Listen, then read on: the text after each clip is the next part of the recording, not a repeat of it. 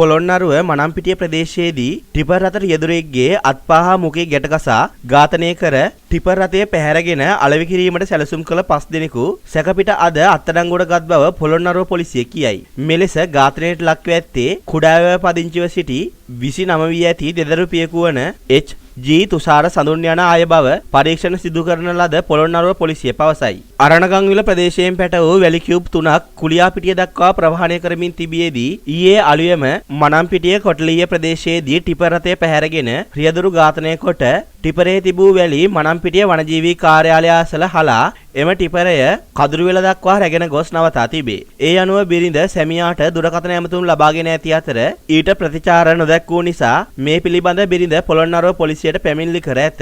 මීට අමතරව ටිපර් රථයේ හිමිකරුද මේ පිළිබඳ පොළොන්නරුව පොලිසිය දැනුවත් කර තිබේ. ඒ අනුව ටිපර් රථයේ සවි කර තිබූ GPS තාක්ෂණය අනුව පොළොන්නරුව හා මනම්පිටිය පොලිසිය වනජීවී නිලධාරීන් එක්ව මනම්පිටිය කොටලිය ප්‍රදේශයේ රියදුරු සොයා මෙහෙයුමක් ආරම්භ කෙරුණි. එහිදී කට අත්පාල අණුවලින් ගැටගසා මරාදාමා තිබූ රියදුරගේ සිරුර මනම්පිටිය කොටලිය පාර්ලිමේන්තු නුදුරින් ලද කැලෑවක තිබී සොයා ගැනීමට හැකි වූ බව පරීක්ෂණ සිදු කරන පොළොන්නරුව මූලස්ථාන පොලිස් පරීක්ෂක KPP පතිරණ මහතා අප කළ විමසීමකදී පැවසීය.